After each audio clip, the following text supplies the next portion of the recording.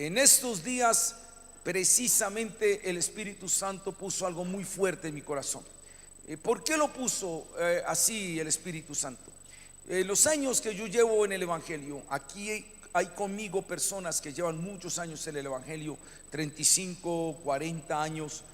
Yo nunca antes había visto un movimiento de oración de la iglesia cristiana como lo vi en estos tiempos.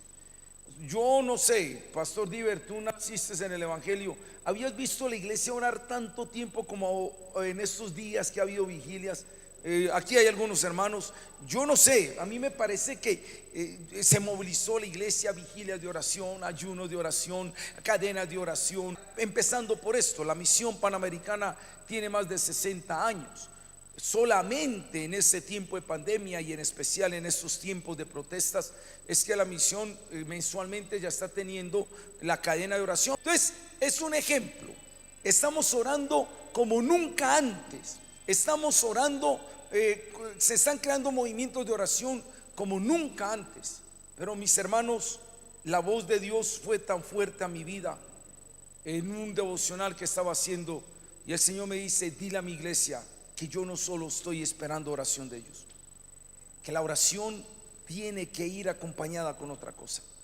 Y háblale. De hecho, este mensaje se los estoy dando a ustedes, está saliendo en las redes, queda en las redes, y muy posiblemente en estos días lo ponga en el canal del pregonero y difundirlo, porque el Señor me dijo: tienes que decirle a mi iglesia que la fórmula, la receta, y ya te voy a decir por qué utilizo estas palabras, no es solo la oración.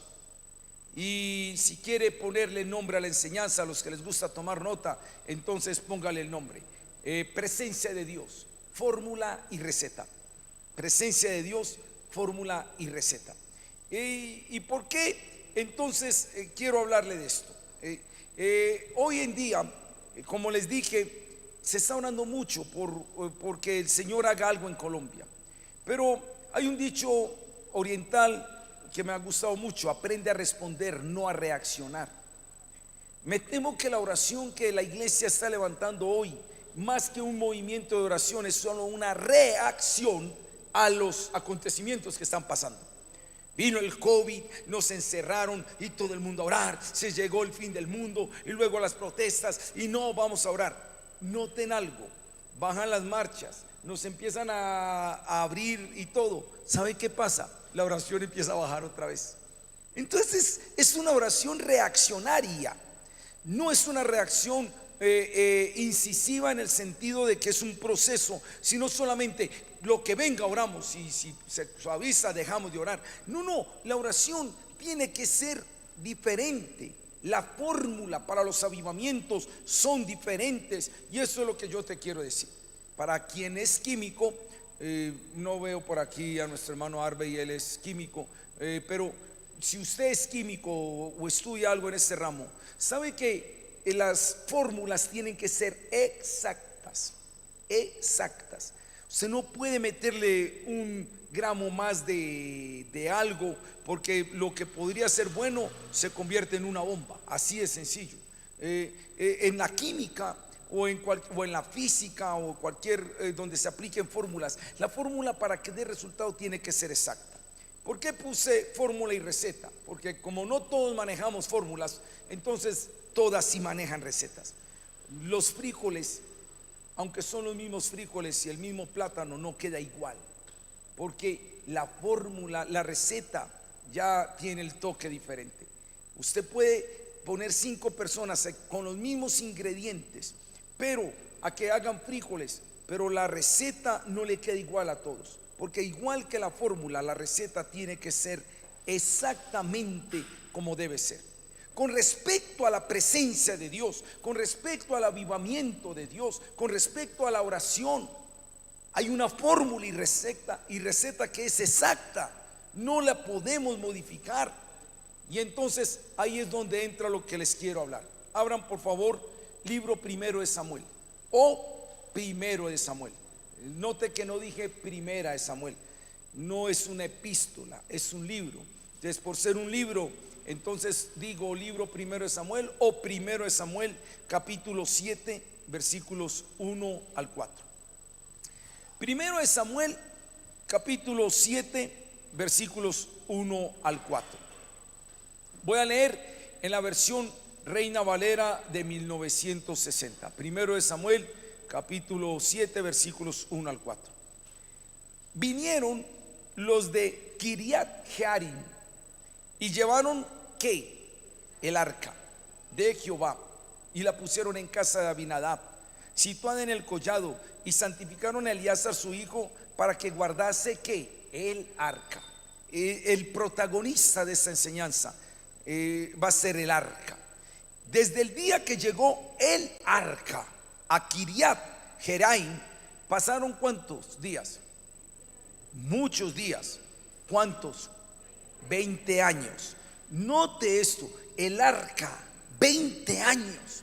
Y toda la casa de Israel, ¿qué hacía?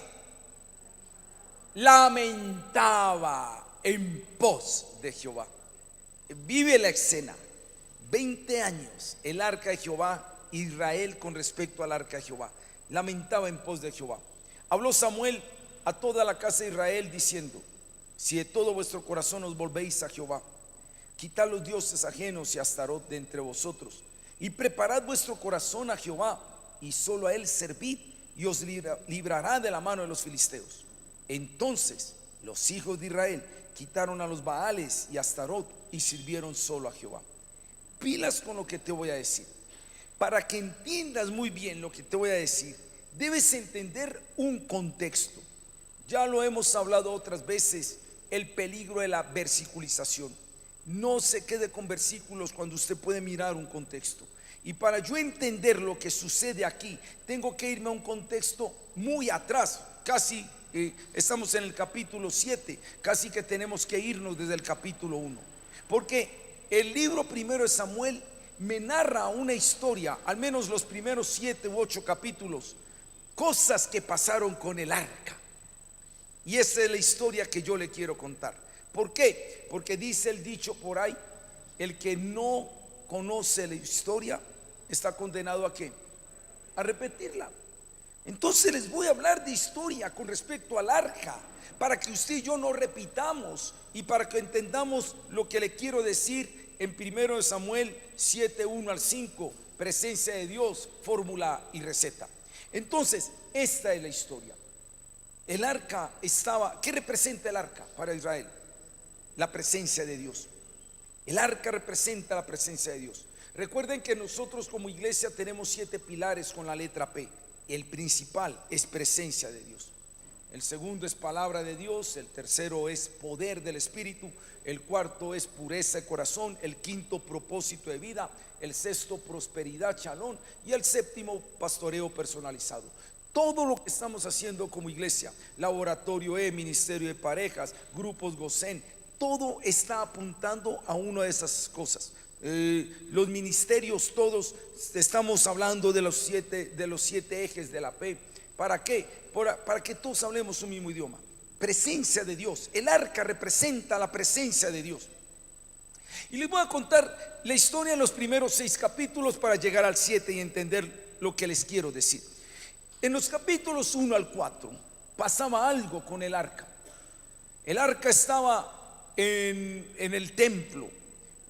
El sacerdote era el sacerdote Elí. Y Elí tenía 2 hijos, Ofni y Finés. ¿Y qué hacían estos sacerdotes ministros del arca? Si usted lee la historia, se va a dar cuenta que era un sacerdocio en pecado. Los hijos de Elí pecaban con las hijas de Israel. Cuando una israelita iba a ofrecer sacrificio delante de Dios, delante del arca, los sacerdotes, si les gustaba, le decía: usted como que está muy querida para dormir con usted. Y entonces, ¿qué decía la israelita? Y usted como está como que muy querido y tiene un cargo muy importante para dormir con usted. Dormamos. Y dormían con las mujeres en el templo. Había fornicación en el templo, había adulterio en el templo. Los hijos de Elí estaban en pecado. Elí se dio cuenta de ello y Elí los regaña. Pero escucha eso, los regaña. hijos, no está bien lo que están haciendo, me están contando que están durmiendo con las israelitas y que fuera eso, cuando traen un sacrificio, ustedes no siguen la norma de Levítico, sino escogen el mejor pedazo de carne para llevárselo. Eso no está bien. No, pao. ¿Qué dice Dios a Elí? Elí, por cuanto no estorbaste el pecado de tus hijos. Mira lo que Dios está diciendo. Dios no le está diciendo, tú debías cambiar el corazón de tus hijos. Yo no puedo cambiar el corazón de un hijo. Cada uno toma la decisión. Dios no le está diciendo a Samuel, a Elí, que por qué no cambiaste el corazón de tus hijos. No, porque no le estorbaste el pecado de tus hijos. Y Dios dice, es una de las peores maldiciones que Dios da a un sacerdocio. Dios dice, te voy a cortar a ti, te voy a cortar a tu casa, y el que quede vivo será pobre por toda la vida, va a tener que mendigar pan, porque ustedes no honraron el sacerdocio. Eso fue duro. La fórmula, ellos tenían presencia de Dios, tenían culto, tenían liturgia, tenían todo, pero tenían pecado. Y Dios dice, mi presencia en la fórmula mía no la pueden combinar con pecado. Si me van a servir, me sirven de corazón. Si me van a servir, me sirven con pureza de corazón. No me sirvan con hipocresía de vida. Del 1 al 4, los mezclaron un sacerdocio contaminado, pero con pecado. Pero no fue solo el sacerdocio, el pueblo se prestó para eso. Como ya vimos, ellos también accedían a eso. ¿Sabe qué pasó? Entonces Dios decide entregar a Israel en manos de los filisteos. No crean que los enemigos, y en este caso para nosotros el diablo, no crean que el diablo es simplemente un rival de Dios. A veces se convierte en un buen instrumento en las manos de Dios. Porque ¿sabe para qué le sirve el diablo a Dios? Usted no me quiere servir a mí, entonces ahí se lo dejó el diablo para que vea cómo le va con él. El diablo es solo instrumento de Dios, no es rival. Para ser rival significaría que el diablo en algún momento le puede ganar a Dios. Nunca. El diablo es solo herramienta en las manos de Dios. Y el diablo está destinado para todos aquellos que no quieran obedecer a Dios. Entonces ahí se los dejo. En el Antiguo Testamento, los filisteos eran un tipo del diablo. Porque si Dios dice, si ustedes no me van a servir, ahí se los entregó a los filisteos. Y entonces se arma una pelea. Y miren qué pasa con el arca en el capítulo 4. Vaya conmigo a 1 Samuel capítulo 4. En el capítulo 4 se arma una pelea con los filisteos. Dice 1 al 5. Y Samuel habló a todo Israel. Por aquel tiempo salió Israel a encontrar en batalla a los filisteos y acampó junto a Benecer. Y los filisteos acamparon en Afec. Y los filisteos presentaron la batalla a Israel. Y trabándose el combate, ¿quién fue vencido? Israel fue vencido delante de los filisteos, los cuales hirieron en la batalla en el campo como a 4,000 hombres. Cuando volvió el pueblo al campamento, mira lo que preguntaron los ancianos de Israel. Los ancianos de Israel dijeron, ¿por qué nos ha herido hoy Jehová delante de los filisteos? ¿Por qué? Traigamos a nosotros de Silo que el arca del pacto de Jehová, para que viniendo entre nosotros nos salve de la mano de nuestros enemigos. Y envió el pueblo a Silo y trajeron de allá el arca del pacto de Jehová de los ejércitos, que moraba entre los querubines, y los 2 hijos de Elí, Ofni y Finés, estaban allí con el arca del pacto de Dios. Recuerda que el protagonista en esta enseñanza es el arca, que representa la presencia de Dios. Entonces dicen, ellos están en pelea y están perdiendo. Y dijeron, ve qué raro, porque estamos perdiendo si hay promesas de Dios para ganar, si Dios es más poderoso que los filisteos, ¿por qué estamos perdiendo? Entonces los ancianos dijeron, ya sé, ¿qué es lo que falta? El arca, la presencia de Dios. Todos dijeron, claro, faltaba el arca. Traigan el arca al campo de batalla. Y trajeron el arca al campo de batalla. ¿Quiénes la llevaban? Ofni y Finés ahí llevando el arca al campo de batalla. ¿Qué hizo el pueblo cuando llegó el arca al campo de batalla? Mira lo que dice el versículo 5. Aconteció que cuando el arca del pacto de Jehová llegó al campamento, todo Israel gritó con tan gran júbilo que la tierra tembló. ¡Wow! Ese sí era un grito de júbilo. Usted sabe que en las iglesias a veces decimos grito de júbilo. Yo me imagino ese día en el campo de batalla, los filisteos a un lado, los israelitas en otro, y Ofni y Finés con el arca en los hombros caminando ahí. Entonces no faltó el pentecostal que dijera: viene el arca de Dios al campamento, viene el arca de Dios a la guerra, grito de júbilo. Y me imagino todos esos gritaron con tan gran fuerza que la tierra tembló. Tembló y los filisteos, ¿usted qué pasó? Y algunos dijo: trajeron el arca. Y los filisteos dijeron: ay, ay, ay, estos no fueron los de Egipto y los que avergonzaron a Faraón. Todos como que empezaron a ay, ay, ay. Entonces corrió un pregón en el campamento filisteo: esforzaos, filisteos, no teman, nuestros dioses son más poderosos, no tengan miedo, vamos, ataquemos, así tengan el arca. ¿Saben una cosa? Ganaron los filisteos. Ganaron los filisteos. Tengo un mensaje que tiene el nombre: el día en que Dios se dejó ganar. Porque aparentemente perdió Dios aparentemente. El arca la tomaron. Fue el día más trágico. Me decía el pastor Jorge, si usted tiene memoria, eche memoria a las notas, que el pastor Jorge predicó un mensaje que se llamaba Icabdó. Icabdó fue el día más trágico para Israel.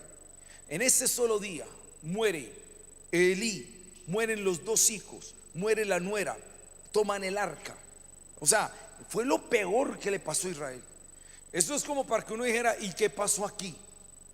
Si era el arca, si era la presencia de Dios, ¿por qué Dios perdió?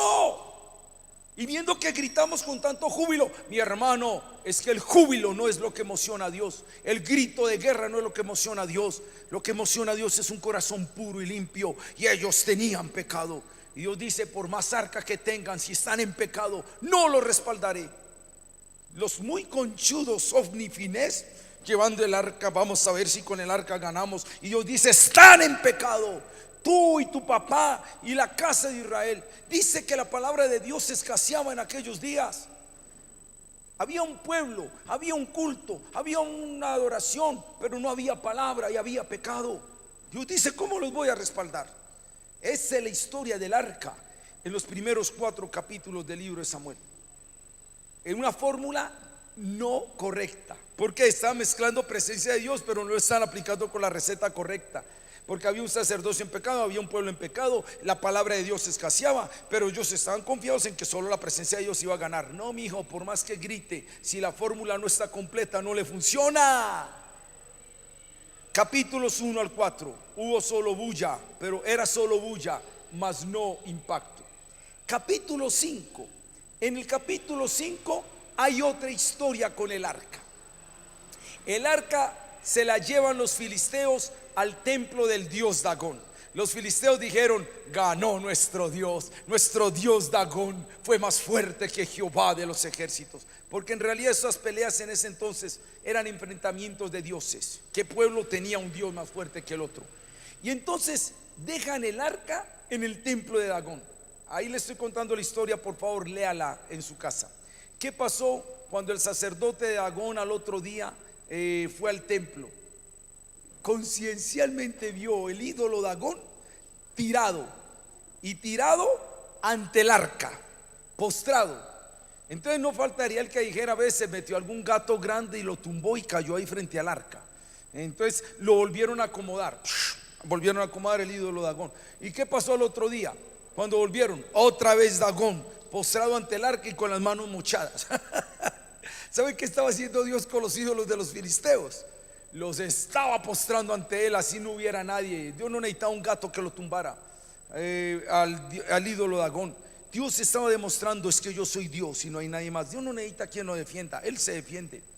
Y entonces los filisteos se dieron cuenta que el Dios de los hebreos era más grande que el de ellos. Pero no solo pasó eso, se encartaron con el arca. Porque donde llevaban el arca empezaban a haber tumores, empezaron a haber pestes. Esos filisteos dijeron: no, nos está matando la presencia de Dios, porque mi hermano, el Dios santo no puede ser metido en territorio pagano, porque la santidad de Dios mata. Alguien dijo alguna vez, me gustó mucho ese término: le tengo una buena y mala noticia. La buena noticia es que usted con la presencia de Dios puede ganar mucho. La mala noticia: no la alborote, no lo provoque a celos. Éxodo 34:14. Un día, si Dios así me lo permite, compartiré este mensaje: Dios el celoso. Me fascina ese versículo. ¿Sabe por qué? Porque es que uno conoce nombres de Dios como Jehová Jireh, Jehová Shalom, Jehová Sabaoth, pero hay un nombre, y eso está en Éxodo 34. Dios, yo soy, mi nombre es el celoso. ¿Y sabe qué es Dios el celoso? No lo provoques a celos con ningún ídolo, porque si lo provocas a celos con un ídolo, ¿sabes qué hace Dios el celoso? Te lo mata, te lo postra y te lo corta. Usted se metió ya en una mafia, mijo. Se metió al evangelio, y Dios no te va a dejar escapar tan fácil. Por las buenas o por las malas, Él te va a tener. Vos puedes llevar la presencia de Dios con la fórmula correcta, pero si vas a llevar la presencia de Dios con la fórmula incorrecta, hará lo que sea con tal de que no te vayas de Él. Por eso, mi hermano, con la presencia de Dios no se juega. Y ya estamos nosotros de Dios. Y los filisteos, entonces, en el capítulo 1 al 4 hay una fórmula rara. Pero en el capítulo 5 los filisteos quisieron combinar la presencia de Dios con Dagón. Tampoco les funcionó. No les funcionó en el territorio filisteo. Se encartaron porque la presencia de Dios los estaba matando. Dije en el primer culto, lo mismo pasó con Ananías y Zafira. Ellos se metieron en un problema bobo. El mismo Pedro les dice: era su casa, ustedes no tenían que darla, y por eso el Señor no los iba a matar. Dios no dijo: el que no dé su casa lo mato. No, era su casa, ahí estaba bien. Es más, ellos podían decir: Pedro, voy a vender la casa y alguna cosita de la casa se las doy. No hay problema. El problema fue cuando ya le dicen: esto es consagrado a Dios. Y cuando lo consagraron a Dios, tomaron y sustrajeron de lo que ya era de Dios. Y Pedro dice: ¿por qué mintieron a Dios? Y el Espíritu Santo mató a Ananías y a Zafira. Eso es la presencia de Dios. Con la presencia de Dios no se juega. Entonces, en el capítulo 5 vemos el arca en territorio pagano. Ellos se encartaron. ¿Qué tuvieron que hacer los filisteos? Dijeron: no, mandemos ese arca al territorio de Israel, aquí nos mata. Y entonces lo mandaron. Pero ¿qué dijeron los filisteos? Ninguno de nosotros va. Y ahí viene el capítulo 6. ¿Sabe qué hicieron los filisteos en el capítulo 6? Escogieron a 2 vacas bobas, torpes y tontas. Sí, porque eran animales. No es que tenga bronca con las vaquitas, no, antes me gustan mucho las vaquitas, pero eran torpes animales. Torpes animales. Y los filisteos dijeron: vamos a coger estas 2 vacas, vamos a ponerles un yugo. Las vacas, dice el texto, que tenían sus terneros. Y usted dirá: ¿y para qué la Biblia habla de los terneros? Es que una cosa es coger 2 vacas sin terneros, otra cosa es vacas con terneros.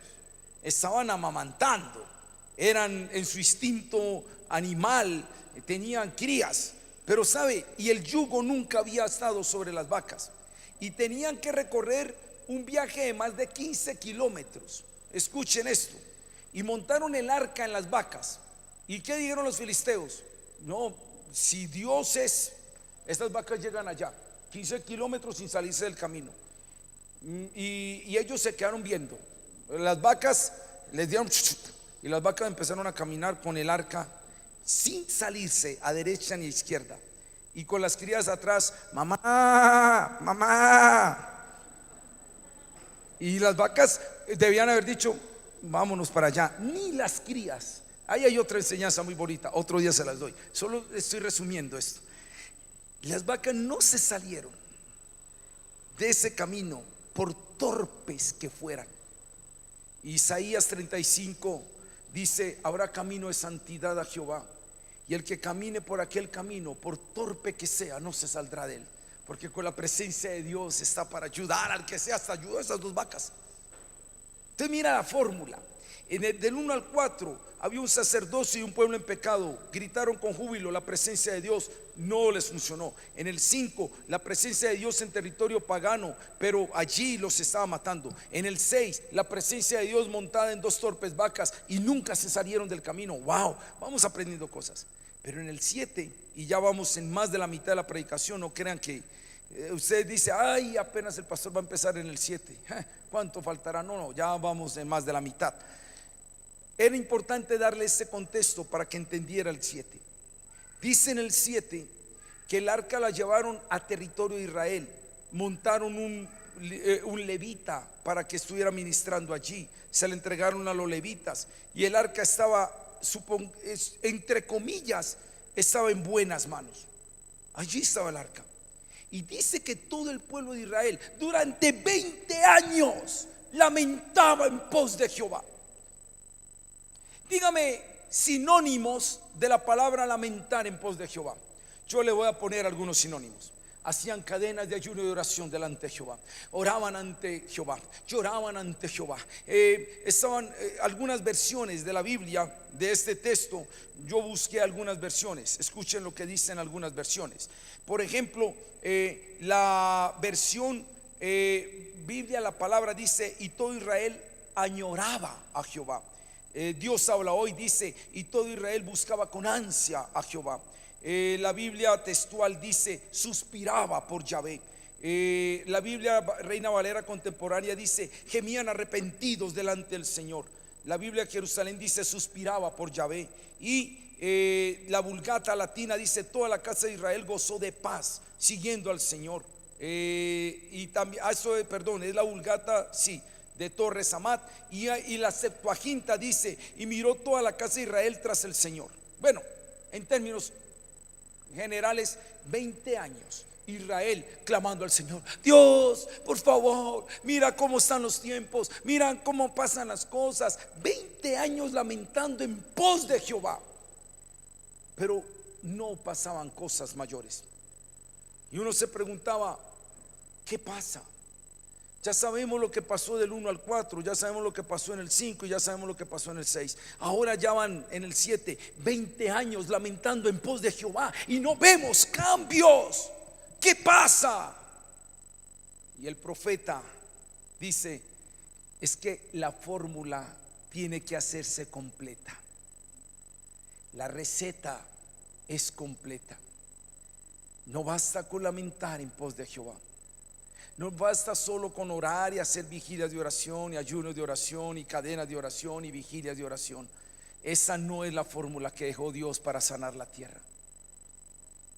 La fórmula es, si usted va a Segunda de Crónicas 7:14, que es la cita que a propósito todos los cristianos en Colombia la están utilizando para hacer sus cadenas de oración. Si mi pueblo se volviere a mí, buscar en mi rostro, están buscando el rostro de Dios. Pero ¿qué dice la fórmula? ¿Cuál es la otra parte de la fórmula?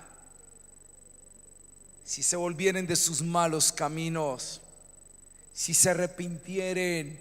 ¿Qué está diciendo Dios? No quiero solo oración, no solo quiero vigilia de oración, no quiero ayuno de oración. Quiero que miren sus caminos, quiero que miren sus corazones, quiero que miren sus vidas, examinen qué cosas hay que quitar también, porque pueden orar mucho, 20 años, pero si la fórmula no la hacen completa, no verán el resultado.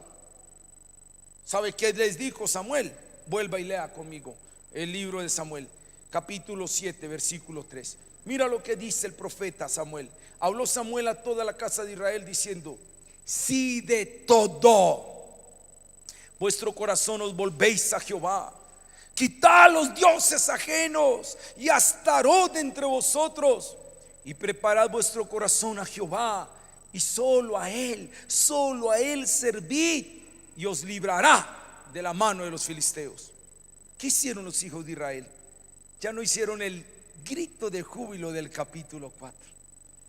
¿Qué hizo Israel? Ya no hizo la liturgia del capítulo 1 al 3. ¿Qué hizo Israel? Israel hizo la fórmula. Dice: entonces los hijos de Israel quitaron a los Baales y a Astarot y sirvieron solo a Jehová. Porque ellos llevaban 20 años lamentando en pos de Jehová. Oh Señor, por favor ayúdenos. Vigilaban, ayunaban, lloraban. Ay Dios, te buscamos con ansia. Pero todavía habían ídolos en su corazón.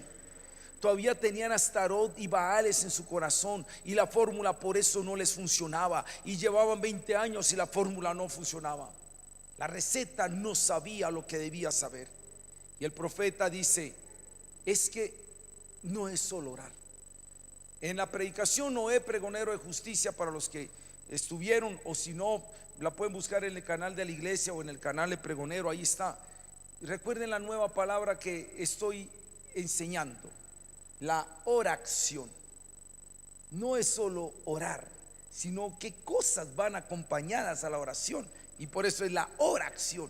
Y es examinar esos ídolos del corazón, es examinar esos Baales de la mente, es examinar ya no lo externo, porque uno diría: este pueblo no estaba adorando a otro ídolo, ellos llevaban 20 años lamentando en pos de Jehová.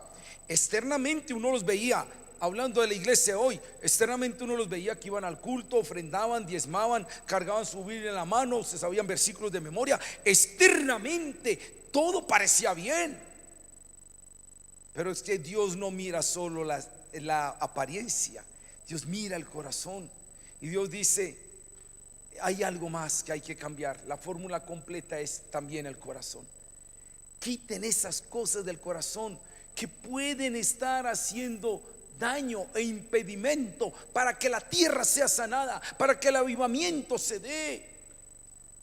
No basta con orar. Ese fue el mensaje. Por eso interrumpí la serie de Hebreos por dar 2, 3 mensajes. Bueno, vamos a esperar a ver el Señor qué más me dice. Pero fue tan fuerte esa mañana cuando yo oraba al Señor, y precisamente estaba Colombia en uno de sus peores momentos. Fue cuando quemaron la casa, el Palacio de Justicia en Cartago, en Cali. Y oí precisamente el meme de uno de los jueces llorando, se sentía impotente, y yo estaba orando. Yo decía: Señor, mira la situación de Colombia. Señor, le dije así al Señor: mira que hay cadenas de oración en Colombia, hay vigilias de oración, las denominaciones todas están orando. Señor, aviva Colombia. Yo oraba al Señor así. Y el Señor me dice, basado en este texto: pero dile a mi pueblo que la fórmula es completa. No es solo orar. Diles que se vuelvan de sus malos caminos, que quiten los ídolos de su corazón, que sirvan de todo corazón al Señor. Porque mi pueblo, la mayoría del que está clamando, solo está orando, pero no está examinando el corazón. Tenemos que examinar. Yo en estas 3 semanas, se los digo, he estado más reflexivo. Señor, ¿qué cosas quieres que yo modifique en mi vida? ¿Qué cosas no están correctas en mi vida? Quiero ser sensible a la voz del Espíritu Santo, que Él me diga, porque uno puede estar todo tranquilo y de pronto el Señor, uno delante del Señor estar haciendo algo que no está correcto. Te voy a poner un caso en el caso mío. Lo que voy a decir es una experiencia personal, no tiene que ser la tuya. No me vaya a salir de acá: el pastor Wilson dijo que no debía ver televisión. Yo no voy a decir eso. Y porque yo veo también televisión y también veo películas. Pero le voy a decir algo que pasó con una película específica. A mí nunca se me va a olvidar eso. Los que son viejitos como yo, por ahí hay un meme que ven a alguien vacunándose y apenas dicen: mira lo que el que decía que tenía menos de 50 años y vacunándose. Ya vamos descubriendo quiénes son los mayores de 50. Por ejemplo, el pastor Jorge ya se puso la vacuna, ya saben qué edad tiene el pastor Jorge. Entonces, miren esto. Escuchen, para los que son viejitos, así como yo, se recuerdan un actor que se llamaba Charles Bronson. Charles Bronson filmó una película que se llamaba Vengador Anónimo. La película se trataba de esto: él tenía una linda familia, una esposa que quería, una hija que quería, y un día una banda de pandilleros, de delincuentes, cogen a la esposa y a la hija y las violan y matan. Creo que matan a la esposa, bueno, creo que matan a la hija también. Él era policía, y por ser policía él buscó la justicia para que metieran a esa banda a la cárcel y todo, pero como había tanta corrupción no le hicieron caso, y entonces él decidió tomar venganza por sí mismo. y empezó a coger uno por uno y les pegaba una matada, mejor dicho. A alguno lo colgaba el estómago y lo clavaba ahí. Y entonces yo era viendo la película y si se le iba a escapar, se le escapó, lo agarró. Sí, dale, ¡pum! En ese momento el Espíritu Santo me dice: mira lo que estás haciendo. ¿Qué? Viendo a Vengador Anónimo. No es lo que estás viendo. Mira tu corazón en lo que se está identificando. Y entonces el Señor me llevó. Yo estaba disfrutando esa venganza, esa descuartizada que le pegaba a los malos. Sí, es malo, pícalo acá. Y el Señor me dice: ¿tú crees que esa es mi filosofía? Señor, no, pero tu corazón se está deleitando en ello. Y me di cuenta que uno a veces, sin querer queriendo, se va involucrando en cosas que a Dios no le agradan. Canto cosas que a Dios no le agradan. Veo cosas que a Dios no le agradan. Estoy con gente que a Dios no le agrada.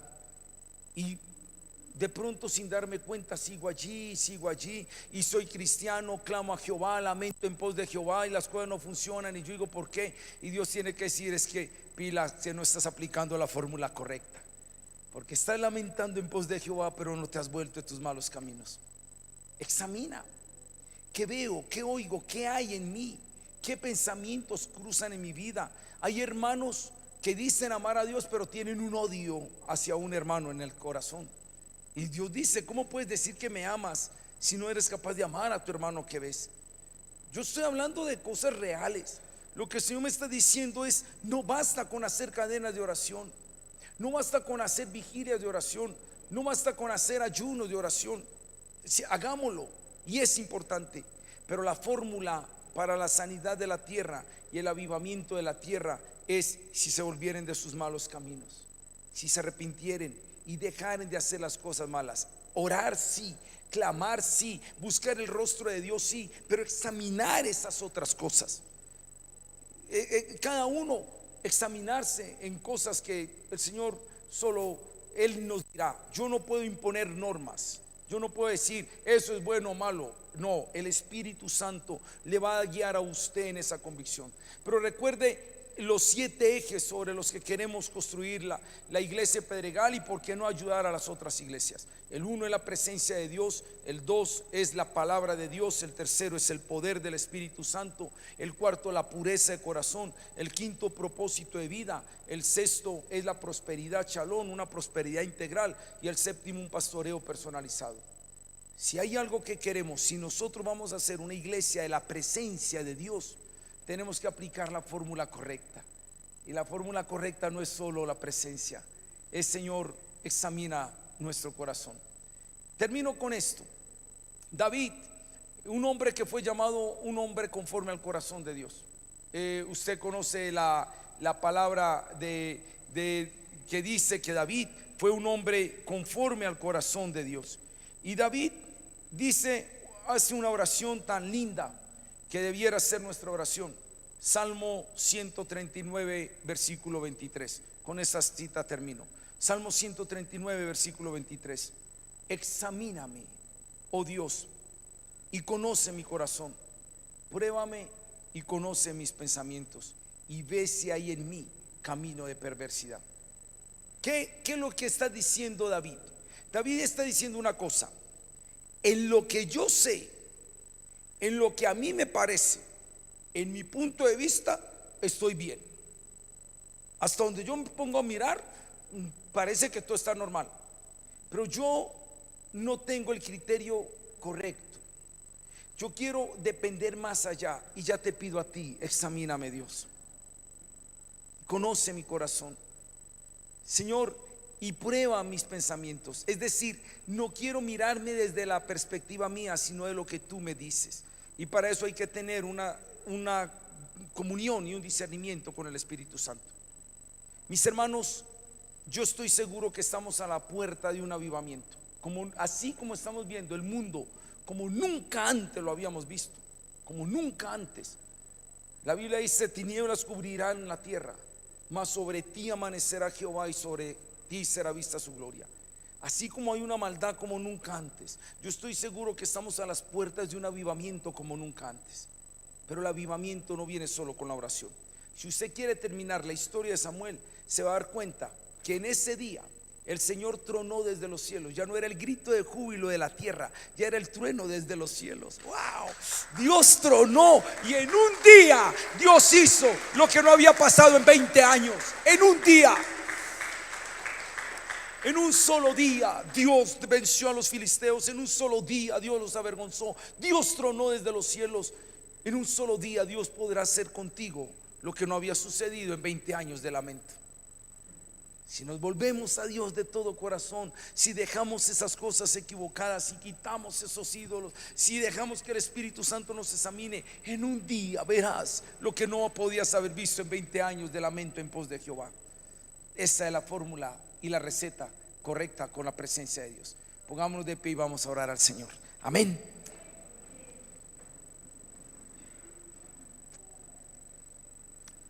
Por un momento voy a pedir a Lois o a Manuel que si pueden acercarse al teclado o a los de audio poner un fondo musical mientras tanto.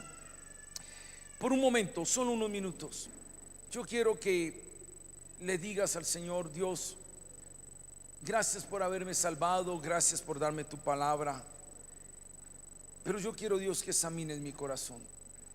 Si hay cosas en las que tú quieres que yo me vuelva, si hay cosas que yo había concebido en mi vida, si hay cosas que de pronto yo había tolerado en mi corazón, no se trata solo de hacer oración. Es tiempo de volvernos al Señor de todo corazón. Es tiempo de volver y humillar y quitar lo que haya que quitar del corazón. No es solo la oración, sino también la oración. ¿Qué cosas pide Dios de nosotros? Padre, por favor, en un mundo donde hay tanto para oír, tanto para ver, tanto para hacer, es fácil que contaminemos el corazón y el alma y la mente y el espíritu. Y podemos estar haciendo la liturgia, podemos tener el culto en el templo, podemos aún estar equivocados como estaban los hijos de Elí o como estaba Elí, o como estaban equivocados los de Kiriat Jearim, que estaban conformados con el arca, lamentando en pos de ella durante 20 años. Pero no se trata solo del arca y orar al arca y cantar al arca y adorar al arca.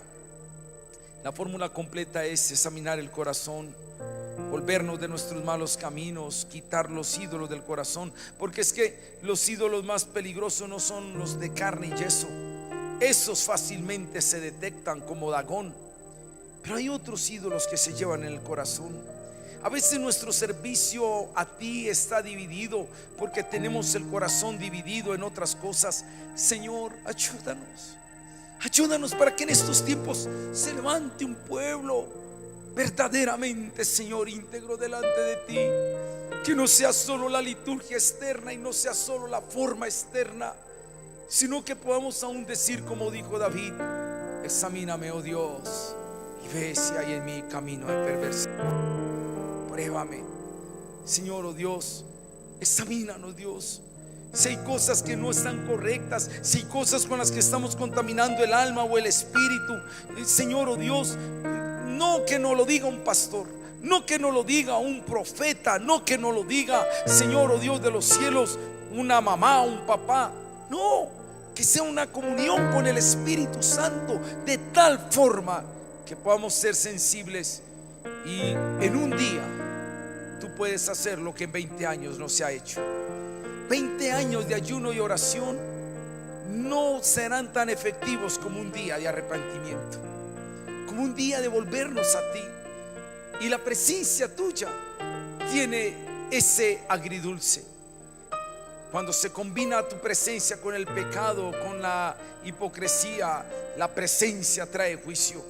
Pero cuando se combina la presencia tuya con la santidad, hay avivamiento, hay unción, hay prosperidad. La fórmula correcta: se combina la presencia con la santidad. Y wow, Dios, Lo que en 20 años no habíamos visto se puede ver en un día. Señor, ayúdanos, aviva la tierra. Pero el avivamiento para nosotros comienza desde el corazón. Ayúdanos a evaluar nuestros pensamientos, lo que vemos, lo que oímos, con quién hablamos, en las cosas que nos involucramos. Porque no se trata solo de la liturgia externa, no se trata del grito de júbilo que haga temblar la tierra aquí. Una cosa es la tierra cuando tiembla por el esfuerzo humano. Otra cosa es la tierra cuando tiembla, cuando tú eres quien truenas. Truena, Jehová, y que los corazones se vuelvan a ti. Que esta palabra, Señor, oh Dios, quede en el corazón. Muchas gracias en Cristo Jesús. Amén y amén.